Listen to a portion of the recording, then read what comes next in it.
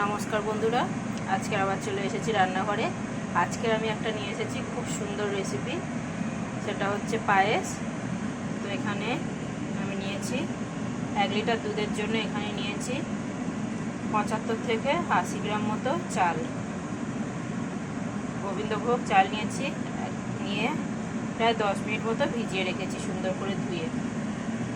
আর এখানে নিয়েছি কিছুটা কাঠবাদাম এইভাবে কুচি করে। আর এখানে নিয়েছি কিশমিশগুলোকে ভিজিয়ে দিয়েছি জলে। আর ওদিকে তো আমি দুধ ফোটাতে বসিয়ে দিয়েছি। তো এই দেখুন, দুধটা কিন্তু ফুটে গেছিলো। তো আমি একদম লোতে করে রেখে দিয়েছি এইভাবে। 1 লিটার দুধ নিয়েছি এখানে। তো আজকের হবে জন্মদিনের পায়েস।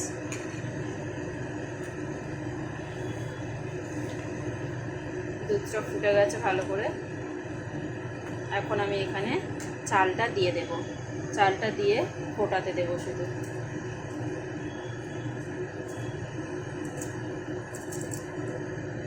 এই পায়েসটা স্পেশাল হচ্ছে আমার বরের জন্য, আমার হাজব্যান্ডের জন্মদিন। তো আমার যেসব বন্ধুরা আছে যারা আমার ভিডিও দেখে, আমি জানি তারা আমার বরকে অবশ্যই হ্যাপি বার্থডে উইশ করবে। তো তার জন্য advance thank you so much. তো এখন আমি গ্যাসটাকে হালকা বাড়িয়ে দেব, দিয়ে বারবার নাড়াচাড়া করে চালটা ভালো করে সেদ্ধ হওয়া পর্যন্ত অপেক্ষা করব।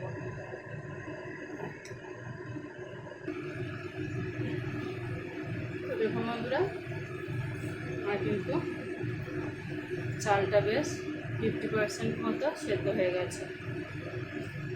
দেখুন,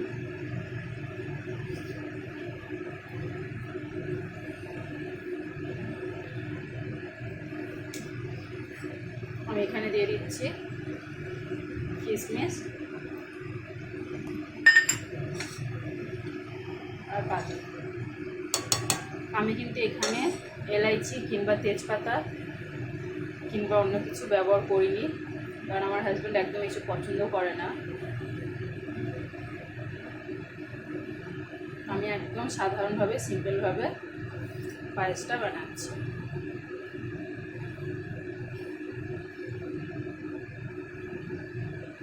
ধরুন আরও একটু হবে, দেখুন অনেকটাই হবে।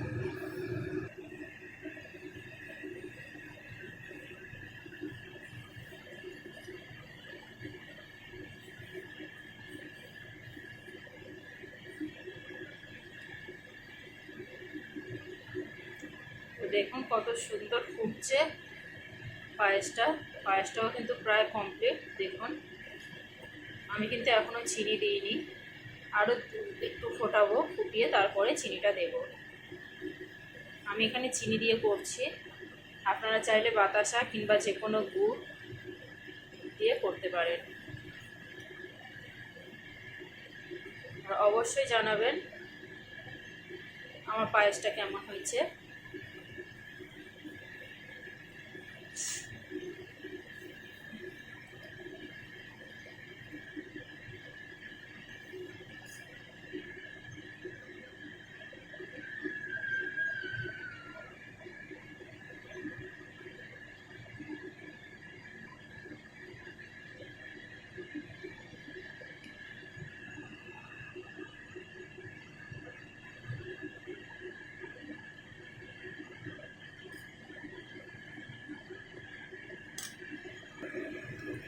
তো দেখুন বন্ধুরা, আমার কিন্তু পায়েসটা প্রায় কমপ্লিট।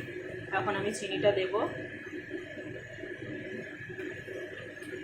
কত সুন্দরভাবে রেডি হয়ে গেছে পায়েসটা। কিন্তু ঠান্ডা হলে আরও একদম হয়ে যাবে, জমে যাবে। আর এখানে এতটাও ঝোল লাগছে না, পাতলা লাগছে না, অনেকটাই মোটা হয়ে গেছে। এখন আমি দিয়ে দিচ্ছি এখানে চিনিটাই নিজেদের টেস্ট হিসাবে দেবেন। আমি কিন্তু এখানে একদম মিডিয়াম মিষ্টি হবে সেরকম দিচ্ছি।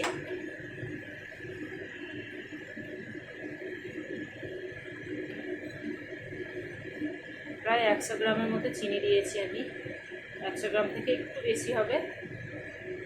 আমি আমার আন্দাজ মতো দিয়েছি, তবু একটা আন্দাজ বলে দিলাম। তবে নিজেদের মিষ্টির টেস্টটা একটু দেখে শুনে দেবেন।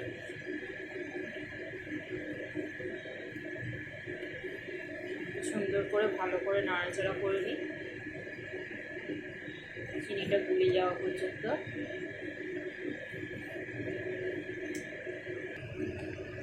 তো দেখুন বন্ধুরা, আমার কিন্তু পায়েসটা একদম কমপ্লিট। এবারে আমি গ্যাসটা অফ করে দেবো, দিয়ে 5 মিনিট ঢাকা দিয়ে রাখবো। তো দেখুন বন্ধুরা, আমি কিন্তু 5 মিনিট ঢাকা দিয়ে রেখেছিলাম। কতটা মোটা সর পড়ে গেছে।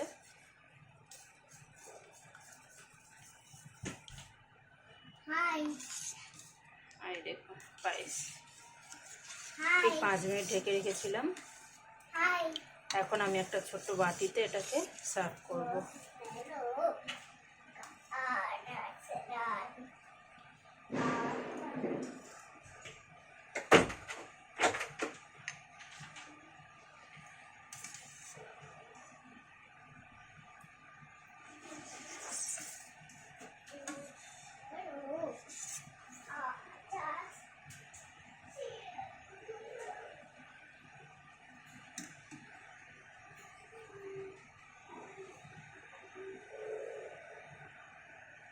টাটা বন্ধুরা।